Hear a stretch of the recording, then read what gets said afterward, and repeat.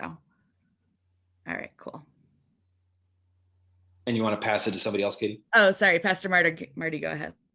I am Marty. I'm senior pastor of St. Paul's United Church of Christ in Westminster, Maryland, and a senior adjunct professor at Lancaster Theological Seminary. And as a congregation, we are committed to becoming anti-racist. And this seemed to fit within that aspiration. And I'm intrigued by what you're doing. And Katie said I should come. So here I am. Awesome. Thank you so much, Pastor Marty. Do you want to invite the next person? Roxana. Hello, I'm Roxana Harlow. I'm a sociologist. I teach at Carroll Community College in Westminster. And I'm interested, I know that a large part of what, at least from what the brief bit that I read about in the blurb, a lot of what you all do has to do with writing and pen paling, which I would be horrible at. I don't even write like people I know very often, but I am interested in just learning more about other options and alternatives to creating actual criminal justice and not criminal with justice in quotes. And so right now our system is set up in ways to ensure failure of people once they get out, to make people's lives as miserable as they can be once they get in, and then expect them to come out and somehow be whole human beings after going through traumatic experiences for years and decades at times. So I'm interested in what the alternatives are, and having looked at some other systems and how they work and different alternatives, it makes me even more interested knowing that there are alternatives that exist, that they work well, and what we can do to move some of that forward here. Amen. And Aaron, I think you're the last to go. I guess process of elimination there, it should be, it's me. So I'm Aaron Snell, she, her, hers. I am the Minister of Social Justice at St. Paul's on a very, very part-time basis. And I'm, oh goodness, I'm interested in all sorts of reasons. I guess our county is doing a county-wide read book this coming year, Just to Mercy. And so that by Brian C., which I'm sure you know. And so this relates to that. And plus I know Roxana and I are also on the Carroll Coalition of the Maryland Lynching Memorial Project, which is in conjunction with also a partnership with EJI. And so these efforts are, connected. And so that is why I'm here, to learn more. And maybe, I'm not a great writer either, but maybe I might want to be a pen pal if that's something wanted or needed. So I wanted to learn more about that.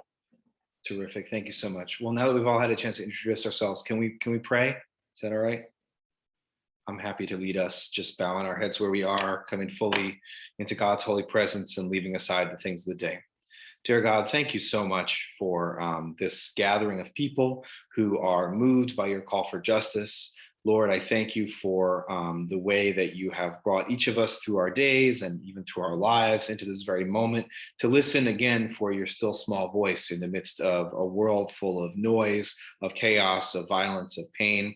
Lord, we ask that you would help us to be the yeast, the salt, and the light in the midst of a challenging time and a wicked generation. Lord, I ask that this conversation would be blessed for your use. Help it to be part of your kingdom building purpose, and help us all to discover how you are moving us to be part of that love and justice and mercy even now.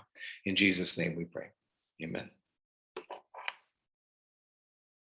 So yeah, I am delighted to be able to share with y'all, and again, thank you, Katie, for the invitation on the work that we do with Abolition Apostles. And really the story begins with Sarah and I, my wife and co-pastor in California, where we pastored a church in Oakland for many years. And our church is very social justice oriented, very dedicated to supporting Black liberation struggles in where we were, and also fighting white supremacy and the violence of capitalism, and these related phenomena. And so prison issues were always part of the picture for us, but they weren't, the central thing. But that changed when we went on a visit to Sarah's pen pal, Luis, who's incarcerated in Southern California near the Mexico border at a place called Calipatria. And Luis is incarcerated for a nonviolent crime, but he's been incarcerated for over 20 years because of California's punitive 3 strikes law. Many states, of course, have versions of this law. Louisiana has one too, and probably Maryland does, that arose as a consequence of get tough on crime stuff in the 70s, as well as drug war. So despite the fact that no one was hurt in Luis's crime, he's been incarcerated for all this time. And when we went to visit him, we were just profoundly moved by the call of Matthew 25, right? A very familiar scripture to many of us, especially who care about social justice, but that says, I am in prison, I was in prison and you visited me. And we felt deeply convicted on the travel back to Oakland, and called to focus on jail and prison ministry specifically as part of our own discipleship calls individually, and our own call to be with Christ, and to follow his way, but also to bring this as a ministry to other people. And so that was the early vision that we got for Abolition Apostles, was to focus on creating new ecclesial communities in relationship to existing carceral sites. That was the call that we felt. And we were like, okay, that sounds great, but what does that actually mean? And then, God did some stuff in our lives. We closed our church in California. We left California and began to travel. And we were just trying to understand, like, what does this call mean? And we were in North Carolina for a while, meeting people there. And then we were led to Louisiana, where we live now, and specifically New Orleans, which is the most incarcerated place in the world, per capita. And so, being in Louisiana, being in the Deep South, in the legacy of chattel slavery, and the aftermath of chattel slavery, which is convict leasing, and the mass incarceration as we know it, all of this in an unbroken chain, of white supremacy and anti-Blackness in this continent, has just been a very powerful experience for us, and has been part of the growth of Abolition Apostles. So we began the ministry in 2019. In New Orleans. We began in our kitchen, right? So really a mustard seed ministry that started really small, with just Sarah and I and the volunteers who began to come when they learned about what we were doing. And of course, as people coming to New Orleans, which is a city with a powerful and vibrant, but also tragic history, as you all know. And as white folks coming to New Orleans, our first priority was to become oriented to where we were and really know where we were, and not to blunder about and make a bunch of kind of white savior, arrogant presumptions about what we were doing, but also to learn from Black-led organizing, to learn from formerly incarcerated-led organizing, Native, New Orleanian organizing, and just those folks who are directly impacted. So we started really slow with our work, really local, and really with a service mentality and a sort of a servant leadership approach, right, as we could say in the church.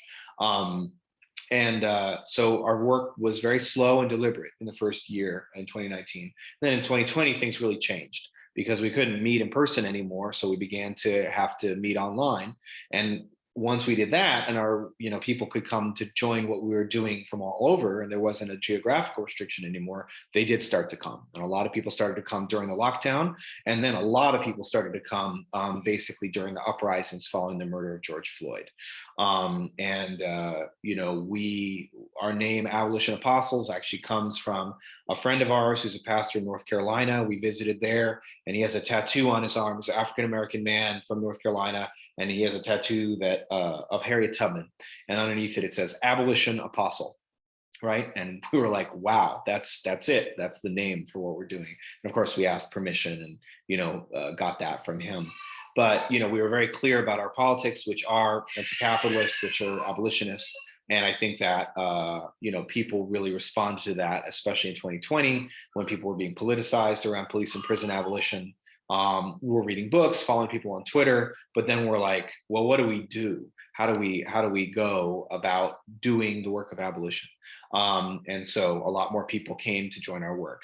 And at the same time, we were organizing folks on the inside, right? So the upshot of all of this is that we now serve about 2,200 incarcerated people across 36 states. And we have 1,000 volunteers who help and support this work.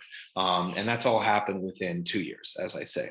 So, as Paul says in 1 Corinthians, God gave the increase, right? And our work, as I'll share more, it's a Christian ministry, but folks don't always have to be Christian. You don't have to be Christian to participate. So I don't always talk so churchy or quote scripture, but when I know I'm among believers, I can really share the joy of my heart that God has created this ministry and allowed us to be part of its stewardship, and it's a real blessing. Just to clarify, David, we are United Church of Christ, so we're hanging on the liberal edge of mainline Protestantism. So. Yeah, totally. Yeah, and I'm very familiar with UCC and totally. But thank you for saying that. Sure.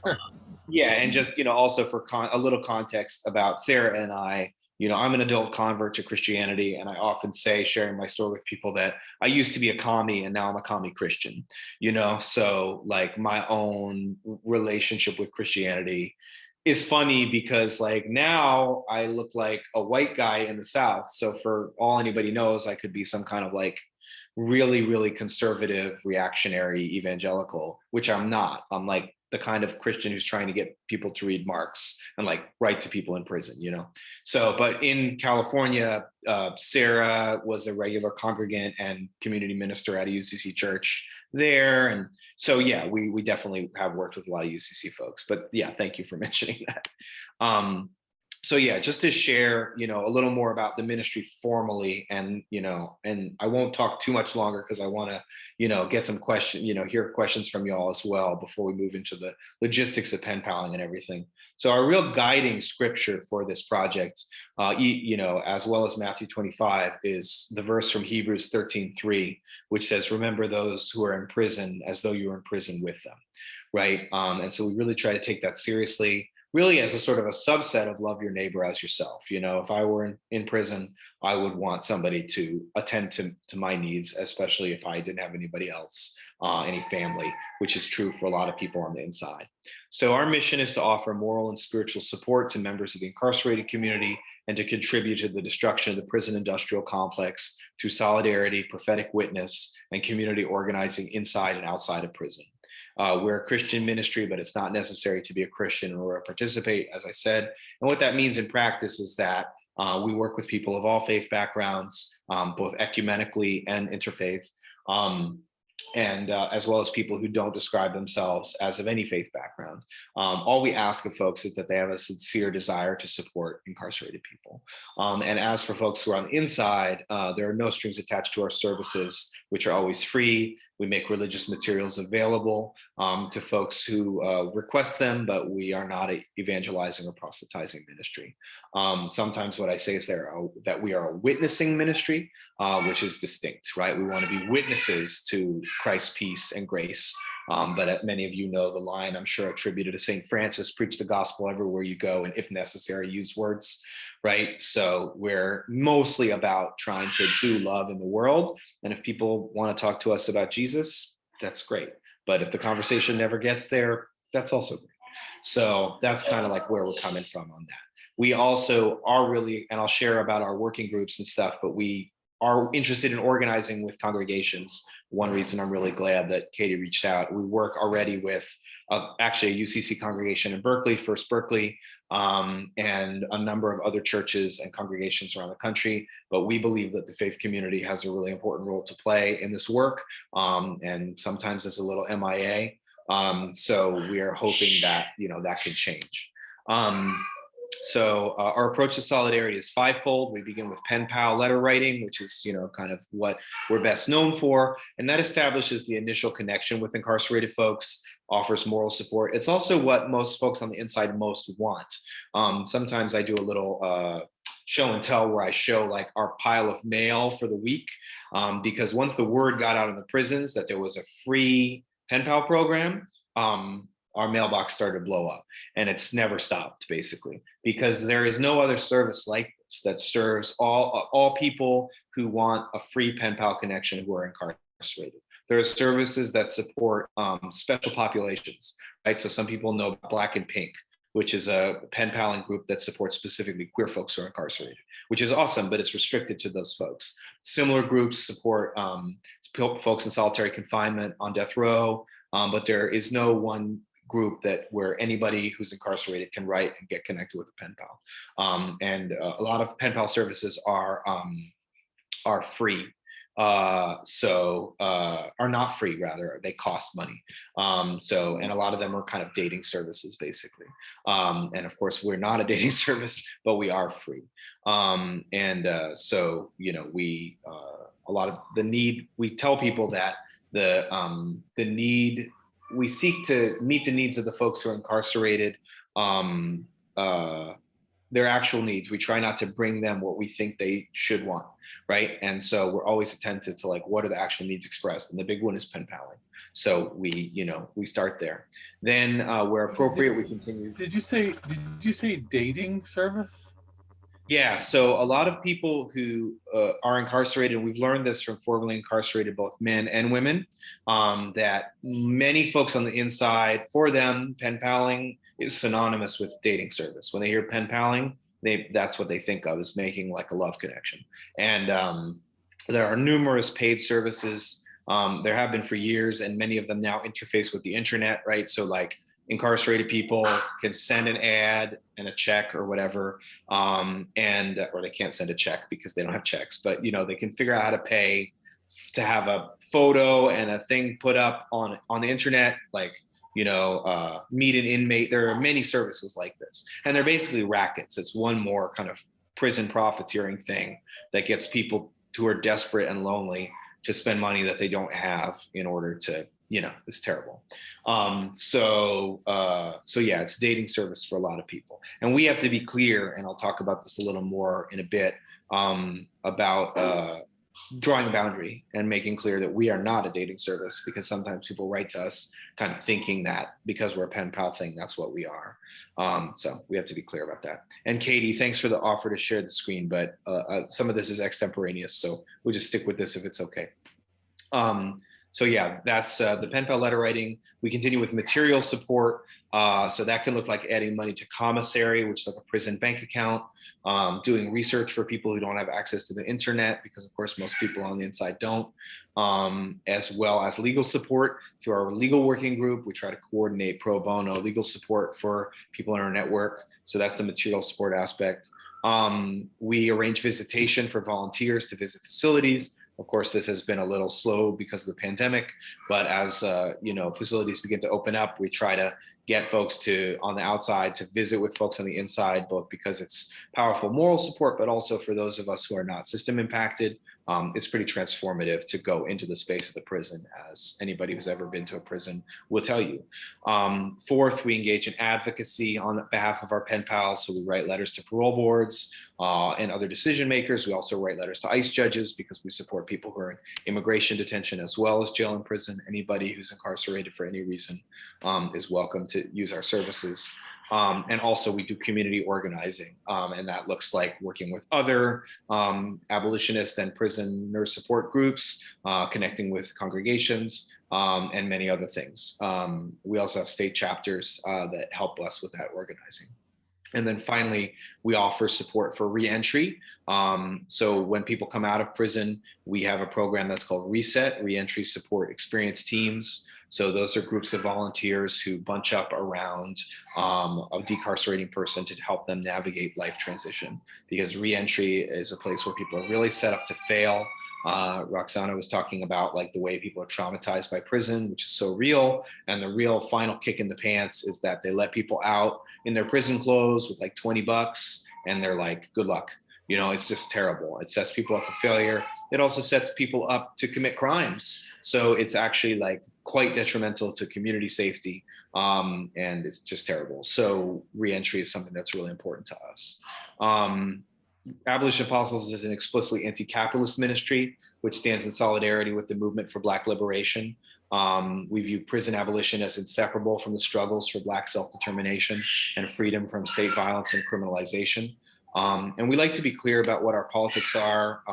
It's not necessary for people to share our exact politics in order to work with us. Similarly to us sharing about our Christian background, we just like to make sure that people were coming from, so there's a feeling of bait switch, that there is informed consent on behalf of volunteers. And of course, we're happy to talk about, any of that stuff. And then the last thing I'll share, and then I'll stop talking for a minute and let y'all, ask some questions. I would love to hear anything you have to ask. It's just that this ministry is entirely volunteer run and donation based. So as I said, Sarah and I are non-denominational pastors. We're not associated with any denomination. No church pays us for our pastoral or ministry work. We don't receive a salary. And we're not a nonprofit. And again, that's connected with our values and critique of nonprofit industrial complex, basically. So the money that we raise goes all directly to commissary and expenses of the ministry, and all the work that people do is volunteer. And so we have chapters in 30 states, which are all volunteer run, which are doing amazing stuff, as well as working groups. So we have working groups dedicated to different special topics, like the legal working group I mentioned, arts working group. We have a Spanish working group for monolingual Spanish speakers, and a variety of others that are on our website, which I'm sure y'all, have maybe seen, but I'll put the link in the chat.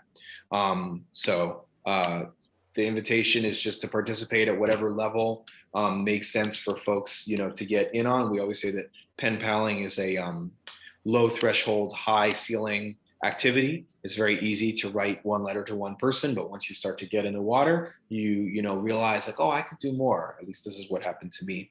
And a lot of people I think feel that way and get passionate about some or other area. And then, we're here to creatively work with folks on whatever, y'all are excited about. So I know that was a lot. I'll stop there before we go any further into the pen pal and logistics to answer any questions, and they can be historical, logistical, theoretical, theological, whatever y'all want. Can you remind me again of where you said you were based? I forgot already. No, it's okay. It's getting late. We live in New Orleans, Louisiana. Okay, I remember the New Orleans because you were talking about the prison there, but I couldn't remember if that's where you said you were based or if you were just saying you served. The apostles served the New Orleans area. Okay. Yeah, we were called to Louisiana basically, and as I mentioned, it is New Orleans specifically is the most incarcerated place in the world per capita, and it's a place really marked by incarceration. And we do a fair amount of work with the Louisiana State Penitentiary at Angola, which is a very notorious prison that some of you all probably know about. It's the largest penitentiary in America. It's a functioning plantation, and it's was founded on a former plantation, literal plantation, in Louisiana, then served as a base for convict leasing, and now people continue to do agricultural work there in the fields, and you could easily be forgiven for mistaking it for the 1930s if you were to go there.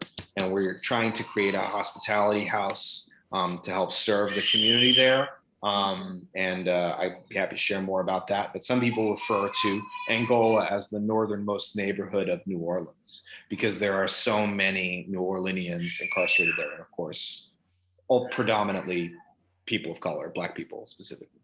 So if we were to get involved, where would it be with just a chapter in another state, or would it be with, like, how would that work? Who would we be connected with? How would we help out if we're in Maryland?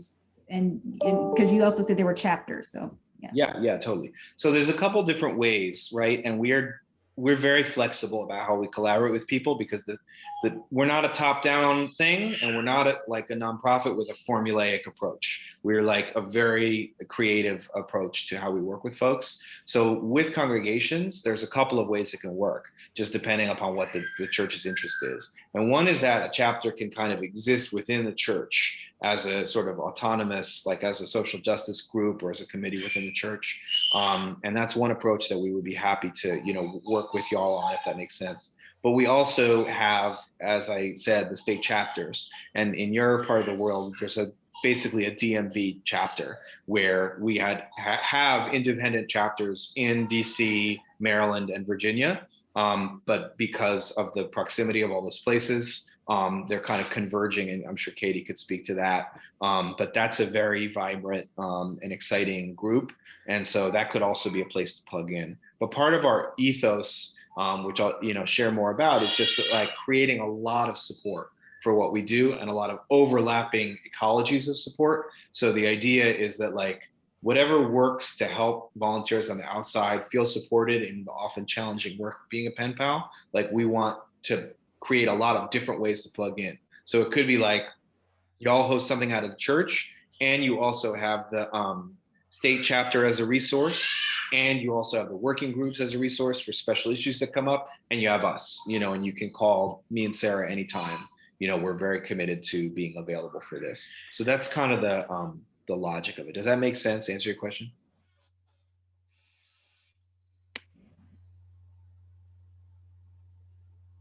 Any other questions or reflections on anything that I shared? I have more questions if no one else does, but I wanted to give someone else a chance if they had something to add. Please, Roxana. Oh, yeah. So I'm curious as to how the pen paling works. So you already said, you clarify it's not a dating service, but are there guidelines or suggestions for what you should say in a letter, what you shouldn't ask about in a letter? Are there things that, like, do we get to know, oh, the person that you're writing is in for this, or is that like a no, you don't broach the subject of why they're there? So what are the guidelines sort of that process? Yeah, thank you so much. That kind of falls under the logistics, which we'll move on to. If does anybody else have any questions about kind of the mission and vision before we do that? Because we'll definitely cover that, Roxanne. I did have one that kind of came up when I was talking to our anti-racist leadership team about you guys.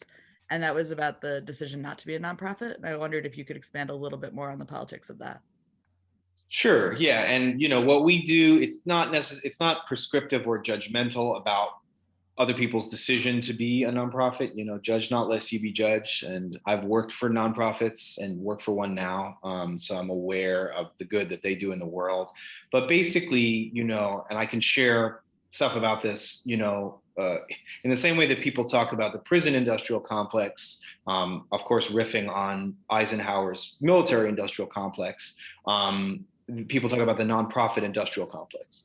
And the critique of the nonprofit industrial complex is essentially that the structure of government and foundation funding that undergirds nonprofit existence fundamentally depoliticizes the work that nonprofits are able to do and keeps them from radical critique of the government, of militarism, of white supremacy, right? And these kinds of things. And, the most extreme statement of the case, which comes from a friend of mine called Dylan Rodriguez, he wrote an essay, which I'll share in the chat, that's called The Political Logic of the Nonprofit Industrial Complex.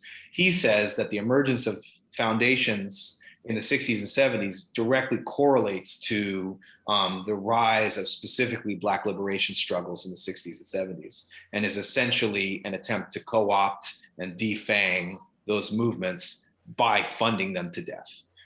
So in some ways, it's almost like the soft version of COINTELPRO, and that's one, again, extreme statement of the case, but it's pretty powerful, and it's really worth thinking about as we, for those of us who are really dedicated to thinking through like white supremacy as and anti-Blackness as the structural problems of America going back to 1492, that like we have to be able to, Marx like to say that if you're radical, you have to go to the root, right? So we have to be ready to like go to the root.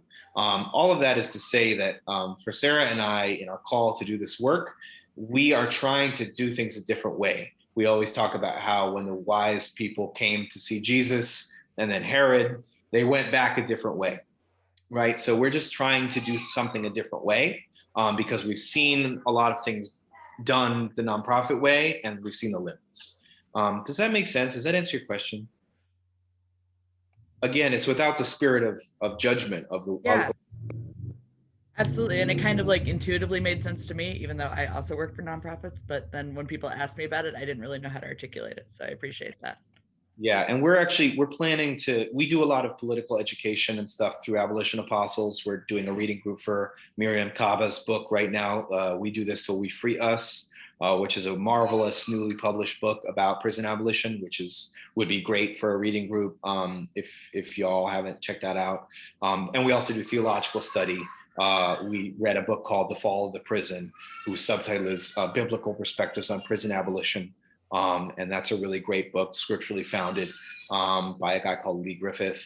That's really good. And we're reading another theological book on basically early Christian economic life and mutual aid. So we're trying to put together some seminar series on sort of doing things a different way. And one of the ones we want to do is kind of like the nonprofit industrial complex, so we can share more about like just thinking about this issue together. So I'll be sure and share that with y'all. Any other questions of kind of mission and vision before we move on to logistics? What is your wildest imagining about where this will go? You know, scripture says that God will do more than we can think or even imagine, right? So, I mean, my heroes in the faith and as activists are always people who believed that the most radical things were possible and acted accordingly, and that could be Dr. King, that could be John Brown. There are many people who were like, I'm committed to do the right thing because I believe that in the fullness of time, it will come to pass. So, I mean, I would like to live to see or make my contribution to the end of capitalism as a social system, the end of organized economic exploitation, patriarchy, and white supremacy. Into a society where people's needs are met without the reference to their ability to pay to meet those needs, basically. And of course, the famous formulation from Marx is from each according to their abilities to each according to their needs. But, most people don't know that he was essentially paraphrasing Acts 4, right? Where it said that the early church, everybody had what they needed. So these are familiar things in this circle, I'm sure, but we've talked about this stuff. It doesn't seem that wild. That's the thing, right? It seems like getting there is wild, but the concept, like, should every child be able to eat?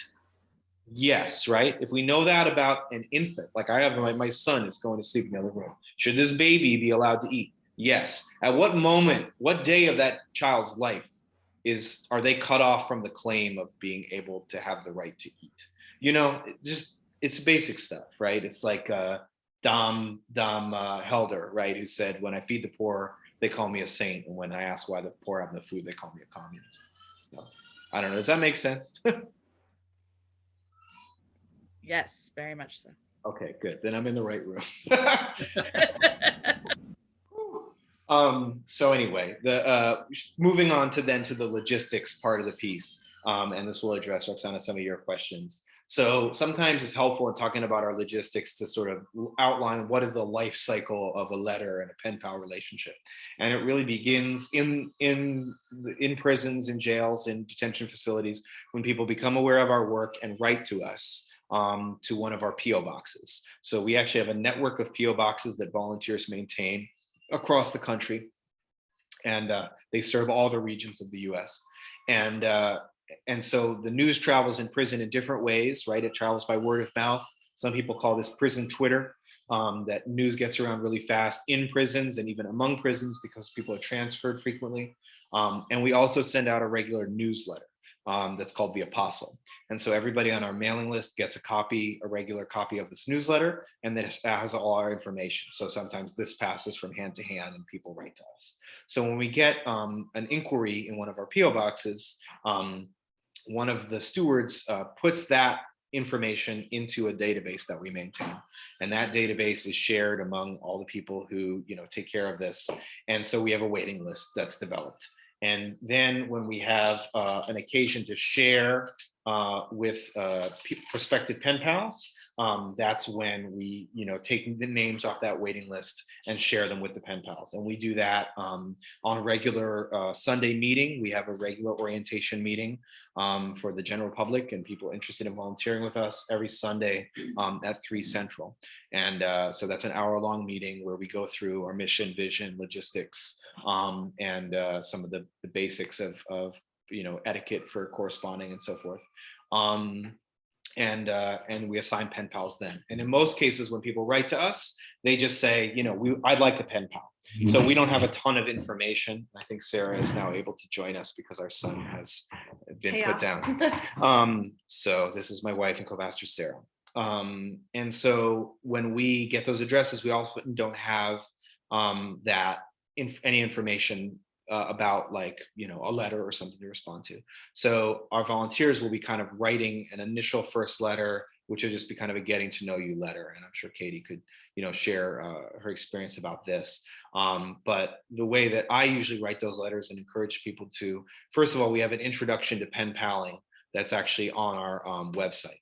And so that provides some of our best practices, as we've learned them over the time that we've been doing this. And so that's good to refer to. Do you know where that is? Okay. Sarah's going to find this because I don't know where it is. So that has a document with our best practices. But what I usually do is just write I follow the instruction of our friend Ashley, who coordinates our Louisiana chapter, and she says, don't overthink it, which I always try to remember. So, in writing that first letter, sometimes when we write paper letters, because it's so rare these days, and y'all gave voice to this saying gosh, I never write letters, that we can just write one side of one page and that's fine. It doesn't have to be a magnum opus, right? It doesn't have to be a literary masterpiece. What I usually write is, dear so-and-so, my name is David. I'm writing to you from the Abolition Apostles Ministry. I live in New Orleans, Louisiana, and I'm a pastor, and you just fill in whatever details you want to share. And then, ask them some questions about their lives, right? Just as similar getting to know you, like sitting down next to a stranger on a plane or something. And the questions that I usually ask are where did you grow up? Do you have any siblings? And if so, how many? What kind of hobbies do you enjoy? What kind of books do you like to read? And then, by the time you've written that, you have a page, and that's enough. So that's, where I would go with the first letter. And again, a lot of this information is in the introduction to pen paling. And then when you actually are ready to mail the letter, you will address it to the address that we give you, the incarcerated person's address. And then the return address will be Abolition Apostles pen pal, PO box address rather. And you will use that as your return address. Then when they respond to you, our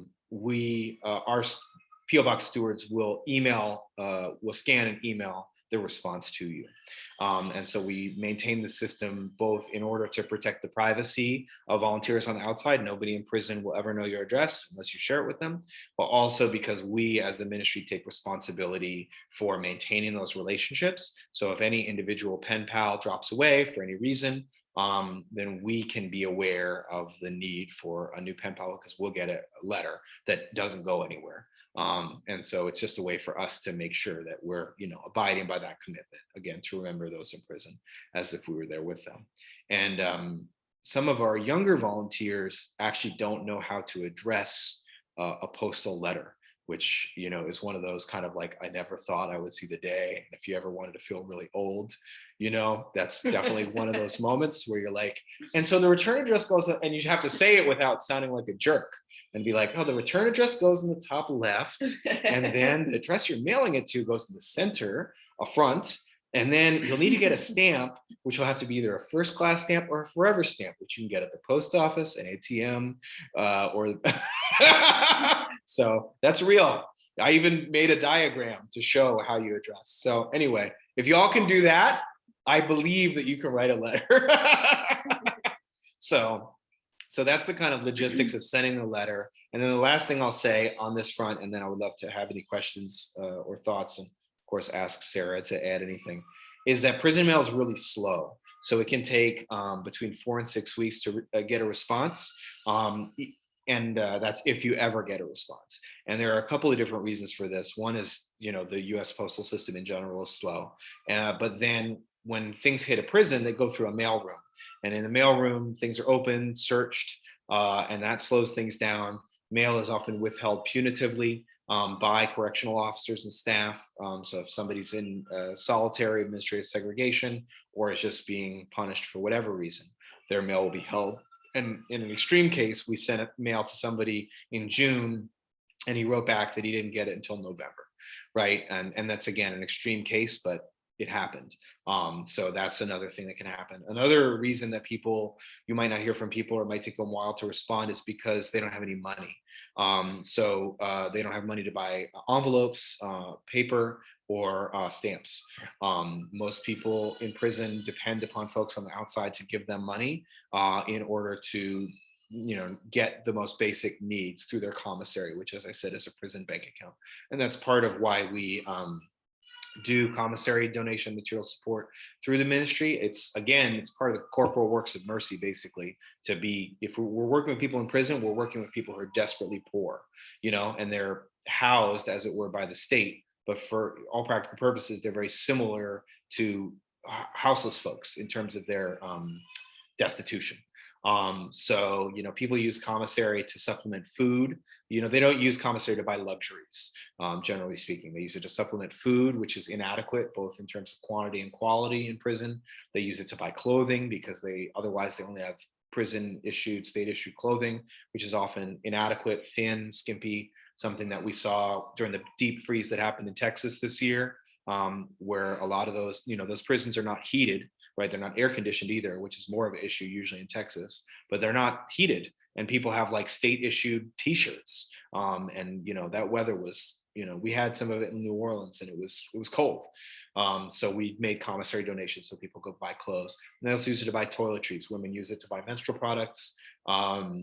Everybody uses it to get toothpaste, which they get not enough toothpaste for the month, deodorant, stuff like that. So if people don't have money, they might not be able to buy a stamp to write you back. And we've had people be like, I'm sorry, I didn't write you back. I didn't have money for a stamp for 2 months, so that stuff's real and part of why stuff will be delayed. Also, people get transferred, their mail isn't forwarded. So there's all kinds of ways that basically writing to people is an initiation into the arbitrariness and cruelty of this system for those of us who are not directly impacted. And we get to have a little taste of what people's, whole day, week life is like. So I'll stop there. Sarah, do you want to add anything about the logistics piece before we open to questions? Yeah, thank you. And I guess I'll just say, not so much in terms of logistics, but because I heard a question earlier about what would we do as a church? In addition to the things that David mentioned, I also just wanted to throw into the pot that I started a program in Oakland when we were living there, and it has continued at First Congregational Church of Berkeley. That is a inside outside prison correspondence Bible study. And so if that's something that y'all are interested in potentially doing at your church, or that you think other folks might be interested in doing Bible study with folks who are incarcerated through letter writing, I can definitely connect you to the folks at First Berkeley and set up another meeting to talk about sort of how that program works, if that would be interesting to you. Thank you, Sarah. Are there questions about the kind of logistics piece or anything else that we share? Well, Sarah, this is a small world question, right? But when you were at First Berkeley, did you know a woman named Robin Kempster? I don't know that name. I was actually not ever a congregant at First Berkeley. Okay. I was a congregant at the First Congregational Church of Oakland. Okay. But I'm sure that the people who are doing this pen paling program now would know Robin. Yeah. Okay. And we do know Pastor Molly Basquette, who's the pastor there, as well as some of the other pastoral team, and a member there called Christina is is discerning about being our like congregations working group coordinator. So, you know, it would be great to knit the connections between y'all's congregations as well. So I know you said that there was there's a whole training on etiquette, but I am so curious about, you know, are there things that are off limits, things that you shouldn't say? And as you were talking, I was thinking, oh, well, my first thought would be, let me put some stamps and envelopes into my letters, so they'll be able to mail it back. Or maybe I can put some money. I mean, obviously you don't want to send, I guess, money through or cash through the mail, but you know, something to help. But then there might be rules around, well, no, that you're not supposed to do that for these reasons. So I'm just kind of curious about, are those, you know, and can you ask them what they're in for, or do you learn that ahead of time, or no? Yeah, you're asking all the right questions, and I think I'll probably turn this part of the conversation over to Sarah for these elements. But just to say that the one thing we usually don't ask people is about their crime, just because it is, you know, a person, or I should say their conviction, because it's a personal issue. And some folks will share with you, and some folks will never talk about it. And we just ask, you know, that folks respect that. But otherwise, you know, we just treat it as any other burgeoning friendship that, you know, you can ask about whatever comes up. But, you know, Sarah will share some about kind of keeping boundaries, some of the boundaries we want to be thoughtful of. And about the enclosures, we, in general, the best rule is to learn from your pen pal what is allowed at their facility, because every facility has different rules. They're not standardized across facilities, and they're subject to change at any time. So they're arbitrary. So they'll know the best state of things, and we kind of just have best practices that we do before we know. And among them are that, you know, we avoid enclosures. You don't use stickers or glitter. We encourage not to use pigmented like crayons or markers, even though it's fun to make art for people, until you know that that's okay, because in some places it will get mail turned away. Try to keep your letters 3 pages or less, because some facilities have a restriction on page count. And also write on white paper, either printer paper or ruled paper is fine, but colored paper like yellow legal pads and some other kinds of colored paper, things will get rejected for that reason, which is totally ridiculous, but it's happened repeatedly. Different facilities have different rules about enclosing stamps. In some facilities it's allowed, in some facilities it's treated as contraband, which means it's forbidden. The best way, I often will just throw some stamps in, because my take is that if they're contraband, they'll be taken out in the mailroom, and you know, the letter will still get through. But you can check with the pen pal to see. And yeah, you can't send cash or any financial instrument. You can only give people money through commissary. And a commissary setup again differs from facility to facility. Many facilities use a service called jpay.com. So jpay is another prison profiteer, right? It's important to say that all of these things are making a lot of money off of, again, people who are very poor, predominantly, predominantly African American in many cases, and exploiting them for services that are 1/10 of the price in the free world, right? But JPay allows you both to do email, so you can do like prison email for the cost of a stamp, which is what I mean by profiteering, and they also do commissary for many prisons, and so you can just kind of set up an account and then make a direct deposit with a credit card, and it's a third party, so your credit card's, you know, safe from fraud. But that doesn't serve all facilities, so you'll have to figure out, like, is your pen pal served by JPay or is it some other service, and then you'll have to figure that out. But I will turn the conversation about boundaries over to you. Thanks, David. Yeah. Can I just interrupt? I'm just so curious. Is there any rationale for why no crayon color or colored write or colored pad, and why no? What was the other thing? No, something that didn't make any sense. It doesn't make any sense. I mean, the real explanation is that prison is an institution of total social control. And basically part of the way that that control is exerted over people's lives is through these random and arbitrary rules that the prison gets to set, and they don't make sense often. But it's like part of their exercise of power and control over people's lives, to set these rules. What I've heard about crayons, just FYI, is that you could have baked drugs into the wax. So that's what I've heard. I They heard always- that before, but now I want to figure out how. Right? They always just say drugs. Yeah. That's honestly, it's always just like, oh, they could use it to smoking drugs. If it's So- more than 3 pages, drugs. If it's Who knows? got colored right, a legal pad, drugs.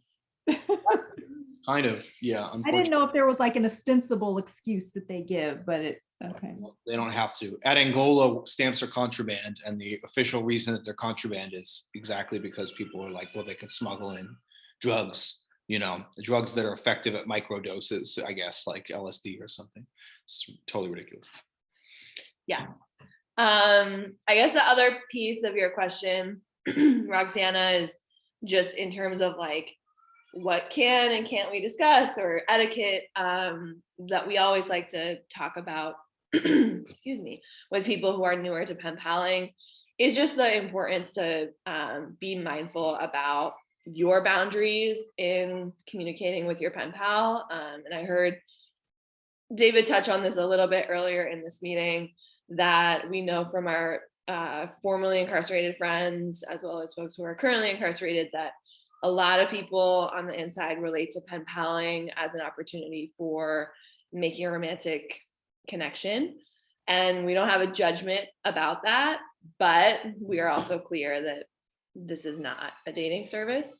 And so we like to just prepare you in advance that you may need to be similarly clear and boundaried if you receive a communication from a pen pal that feels like maybe it's trying to be a little bit flirtatious, or like they're trying to push that boundary with you.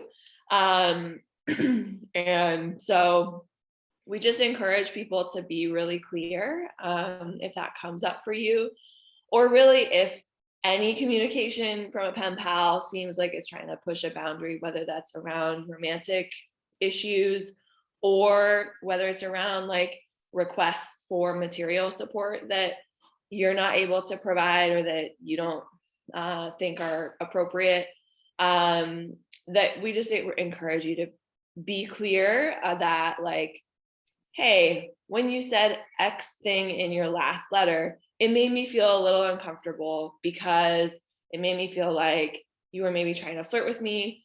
And I just need to be upfront and let you know that I really enjoy being your friend and corresponding with you.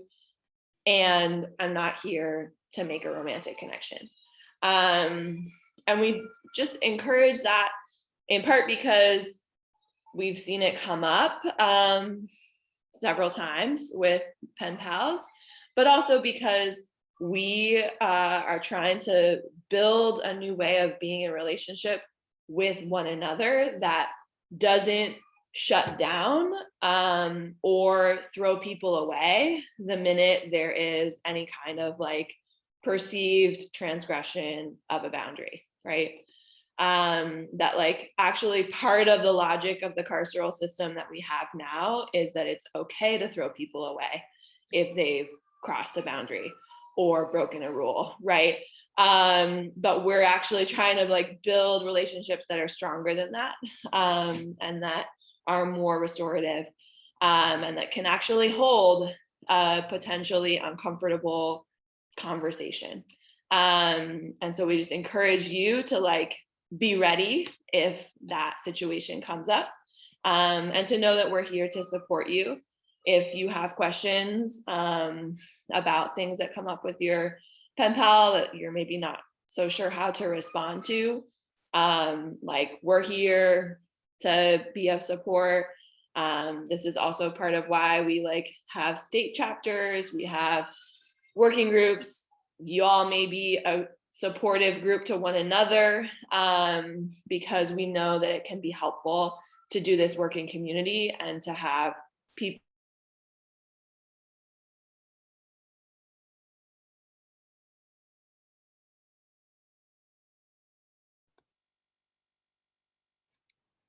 So it was her who froze, right? Okay. Katie, are you still there? Yeah, sorry, you froze there for a minute. Oh, sorry. Did you have a question, or are you just telling me that I froze? Oh yeah, I was just trying to say, I was making sure it wasn't me who froze. The other thing that I always just like to say about the boundaries piece, that's also like good to keep in mind as we are building friendships with incarcerated people, is that the majority of incarcerated people in this country first experienced incarceration when they were 18 to 25 years old. And if, as is the case for a lot of people, if they were first locked up in their early 20s and they have a 10 to 50-year sentence, that means that they've spent some pretty formative years of their lives not having the experiences that those of us who are privileged enough to not be directly impacted by incarceration have had, in terms of like, when I was in my early 20s, like I was learning how to navigate my own boundaries and other people's boundaries and relationships. I was learning how to have a friendship with someone who I maybe started out having a little crush on them, but like it's not that way, right? Like all these different kinds of relationships and learning how to navigate them, that's actually a privilege that those of us who've never been incarcerated have had. And those are learning experiences that we've benefited from, that many times folks who are incarcerated have not had that privilege. And they've instead been socialized in an institution that's incredibly patriarchal, that's totally homophobic, and that is, as I said, based on like power and control. And so oftentimes when we receive communications from pen pals that maybe to us read like, oh, that reads a little flirty, that oftentimes our pen pals like report that they're not even aware that that's how they're coming across. Because especially for men, we often hear like, this is the first time I've been just friends with a woman. So like, just be mindful that that also is a dynamic that is going to be at play in your friendships with incarcerated folks. And so to have a little bit more grace than maybe you would need to have for someone that you're just having a friendship with on the outside. Y'all have questions about any of that? I would say, I mean, I appreciate how much you and David both have thought through what you're doing. Your responses have all had great depth and context, and that's really reassuring as we think about engaging with your program. Thank you. And I know David mentioned this too, but y'all are always welcome to come to any of our Sunday orientation meetings, which is essentially like the presentation that we gave tonight, but maybe with a few more details. So if you feel like you want to review anything that we talked about tonight, you're welcome to come to that. And I can actually drop the Zoom link into the chat so that you'll have it. And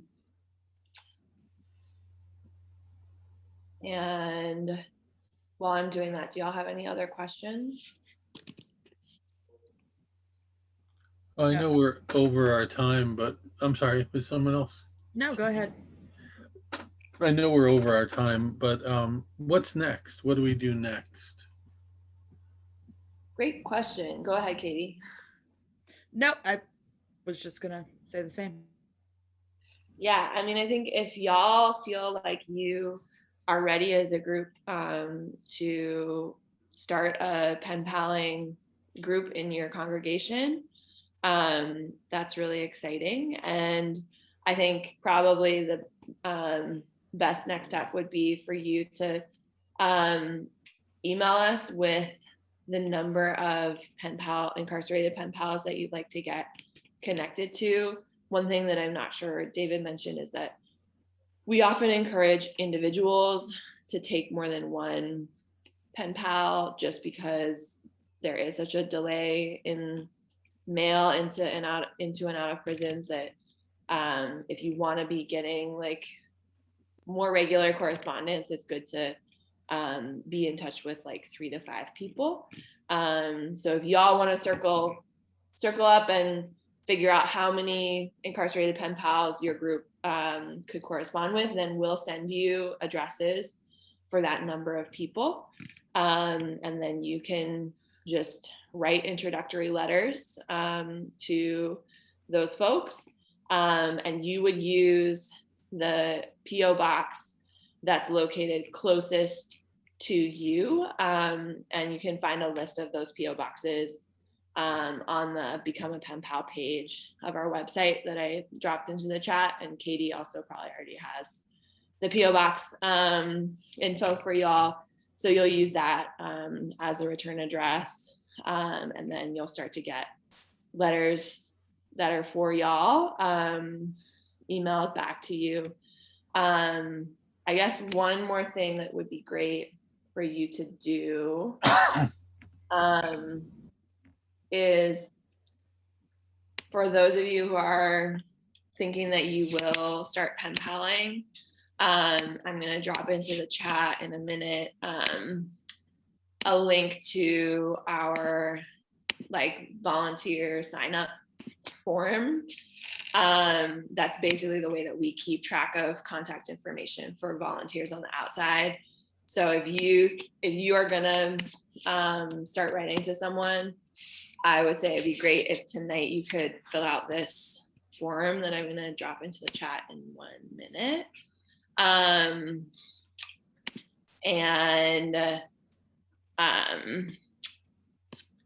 That way we will have your email address for when you get a response from an incarcerated pen pal, and that will help us to be able to figure out like, oh, this is addressed to Roxana Harlow, here's her email address, and now we can send that letter along to you.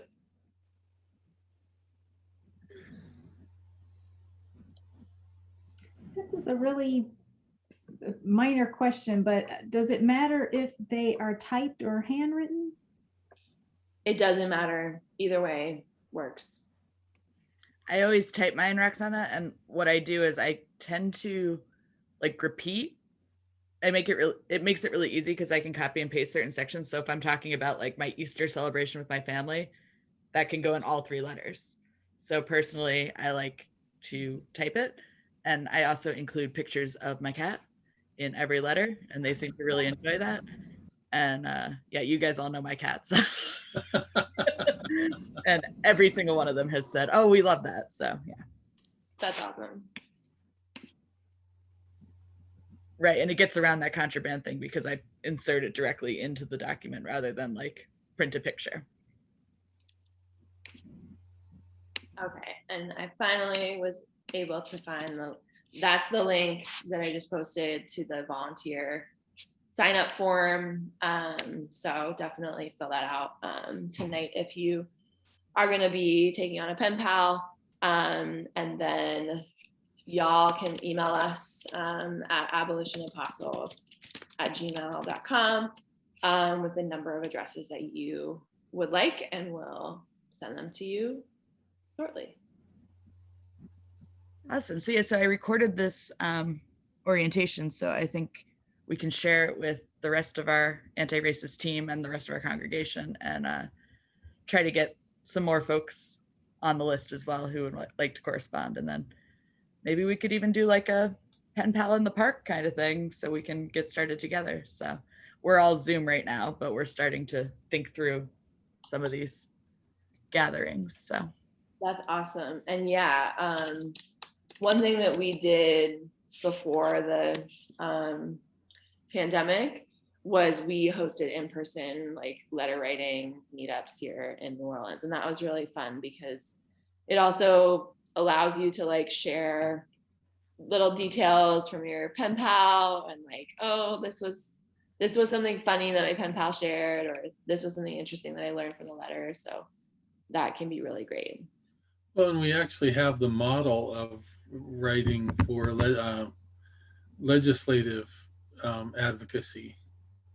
And we had, I don't know, 10, 12 people stay after church and write letters. So that was, we could do that again. Yeah, that'd be awesome.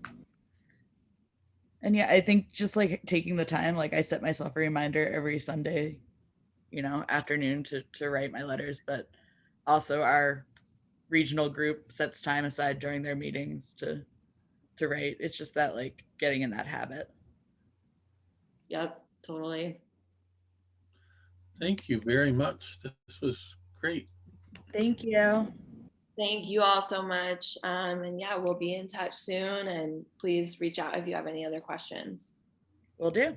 Thank you. Take care, y'all. Have a good night. You too. Bye.